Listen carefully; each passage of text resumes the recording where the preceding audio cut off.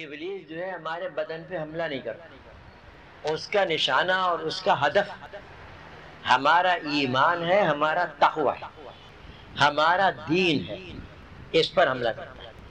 یہ بات ایسی ہے کہ جس کو ہم اچھی طرح سمجھ گئے ہیں، لیکن قرآن کریم نے اس کے حملوں کی تفصیل بیان کی کہ اس کے حملے کس انداز کے ہوں گے، جو اسی کی زبانی اس نے ہی بیان کیا ہے کہ میں اس طرف سے حملہ کروں گا، اس طریقے سے حملہ کروں گا، اس انداز سے حملہ کروں گا۔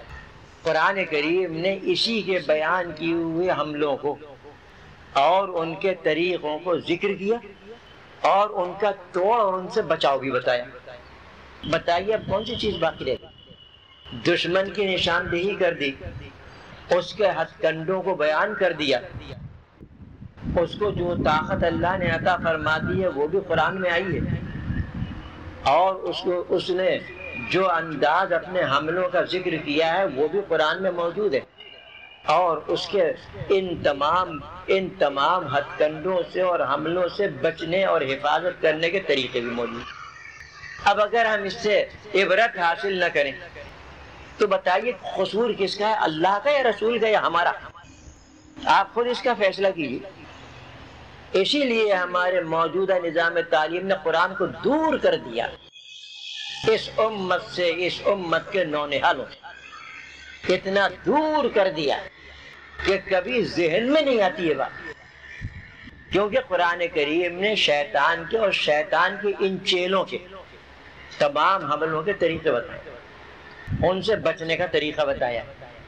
قرآن نہیں ہے اور سب کچھ ہے، ناچ گانا ہے، ڈرامے ہیں اور دوسری خرافات ہیں، قرآن سے اتنا دور کر دیا، اس لیے کہ پھر ان کی بادشاہت اور حکمرانی جاتی رہے گی۔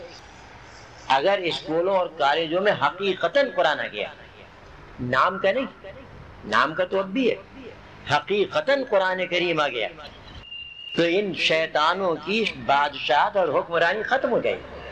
تو جا بجا قرآن نے اس کو ذکر کیا۔ اس وقت صرف سورہ اعراف کی ایک آیت جو اسی کی زبانی ہے، اور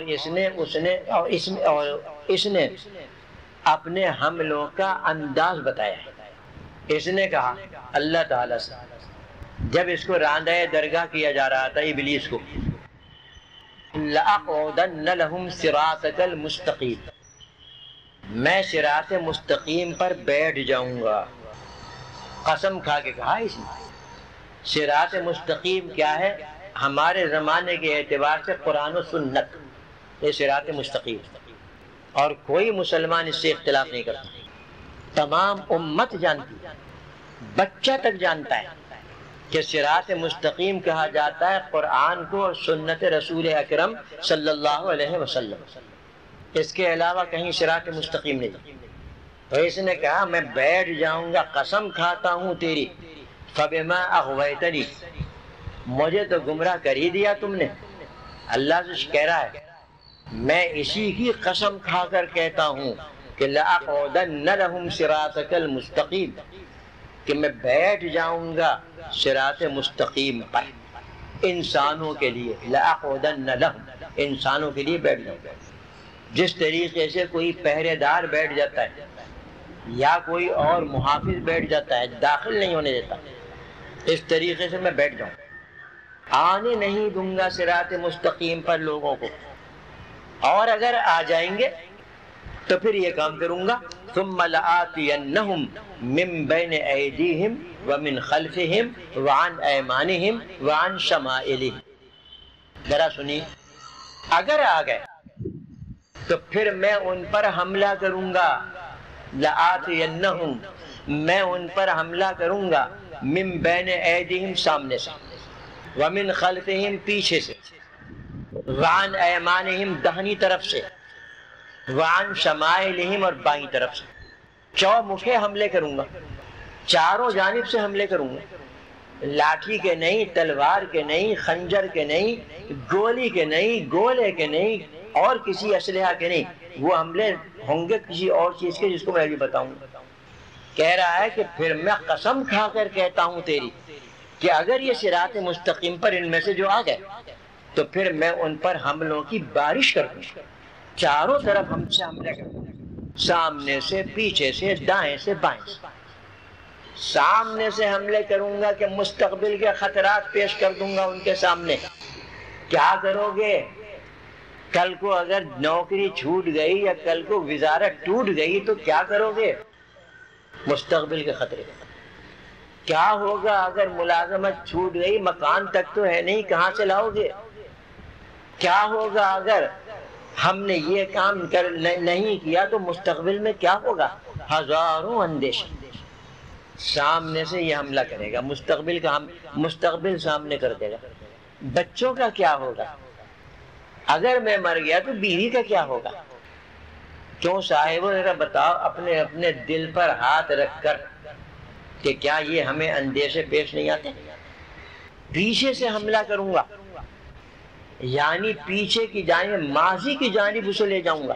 میں اپنی طرف سے کہہ رہا ہوں تشریح، ماضی کی طرف اسے لے جاؤں گا اور ماضی کے حالات بتاؤں گا۔ اس قدر مال تیرے پاس تھا ماضی میں، آج کہاں گیا؟ اتنی جائیداد کا تو مالک تھا ماضی میں، آج وہ کہاں ہے؟ اتنا چھوڑ کر آیا تو دوسرے ملک میں، آج وہ کہاں ہے؟ جلدی جلدی جلدی جلدی حاصل کر۔ جیسے تشریح کے طریقے پر عرض کر رہا ہوں، داہنی طرف سے بھی کروں گا، بائیں طرف سے بھی کروں گا۔ اس نے اپنے حملوں کا انداز بتا دیا کہ اس طرح حملہ ہو، اور اللہ کے سامنے قسم کھا کر گیا، اور پھر کہنے لگا کہ وَلَا تَجِدُ أَكْثَرَهُمْ شَاكِرِينَ، کہ اکثر انسانوں میں آپ کو شکر گزار نہیں ملیں گے، ناشکرے ملیں گے۔ اپنے حملے کا نتیجہ بتا دیا کہ اس کے نتیجے میں وہ ناشکرے ہو جائیں گے، تیری نعمتوں کا شکر ادا نہیں کریں گے، تیرے احسانات کو فراموش کر دیں گے۔ اب تک جو تو نے ان کے ساتھ معاملے کیے ہیں، تربیت اور پرورش کے، وہ سب طاق نسیان میں رکھ دیں گے اور تیری ناشکری میں لگ جائیں گے۔ یہ انسان کی، موجودہ انسان کی نفسیات جو قرآن کریم نے اس طریقے سے بیان فرمائی، لا تجد اکثرہم شاکرین۔ اگر ہم غور کریں اور اللہ تعالی ہمیں اپنے حالات پر غور کرنے کی توفیق عطا فرمائے تو ہم اس نتیجے پر پہنچیں گے کہ ہم اللہ تعالیٰ کے شکر گزار بندوں میں سے نہیں بلکہ ناشکری کرنے والے ہیں۔ ذرا سی کوئی بات پیش آ جائے، ناشکری موجود، ذرا سا کوئی حادثہ سامنے آیا ہے، ناشکری کے وارے نہیں آ رہے۔ خصوصاً اگر خدا نہ کرے کسی عزیز کی وفات ہو جائے تو اس وقت ناشکری کا ڈھیر لگ جاتا ہے۔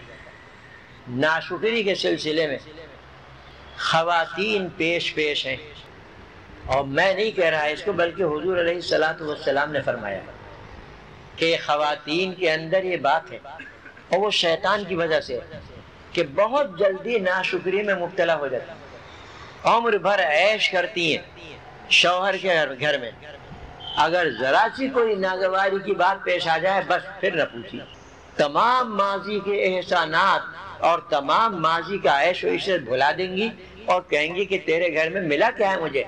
2 چیتھڑے، 2 لیتھڑے اور 2 ٹھیکرے، یہی تو ملے۔ عیش میں زندگی گزارتی، عمر بھر کے عیش کو ناشکری میں تبدیل کر دی۔ ہمارے ہاں عورتیں یہی کہتی تھیں ہندوستان میں کہ ہے کیا تیرے پاس، کیا ملا ہے تیرے پاس سے؟ 2 لیتھڑے، 2 ٹھیکرے اور 2 چیتھڑے، یہی تو ملا۔ سمجھ گئے ہوں گے آپ اس کا مطلب؟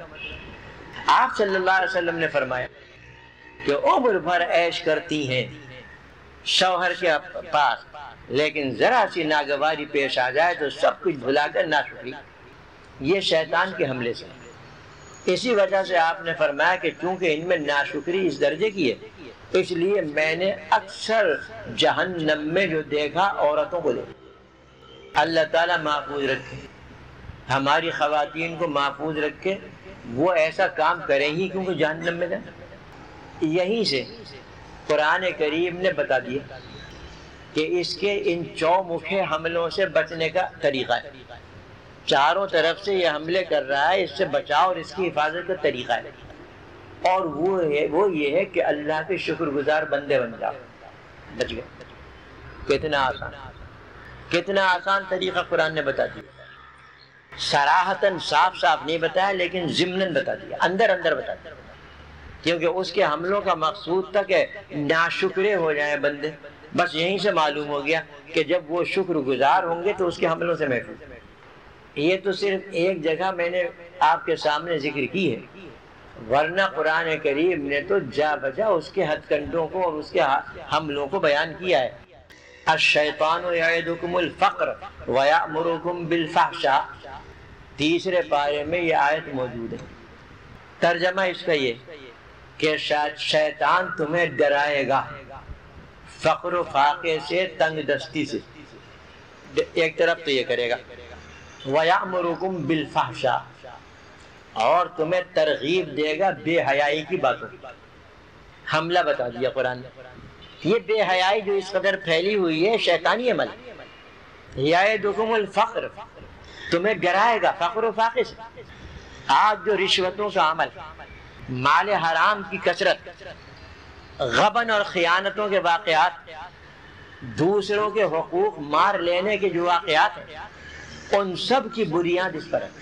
یعدکم الفقر، فقر و فاقے سے اور تنگ دستی سے ڈرائے گا کہ اگر رشوت نہ لی تو کل کو کیا کرو گے، بچوں کا کیا ہوگا اور بیویوں کا کیا ہوگا. لہذا رشوت پہ ڈال دیا. اور یہ سود جو جس کے حرام ہونے پر قرآن کریم میں 7 آیتیں آئیں، اس کو حلال کروا دیا.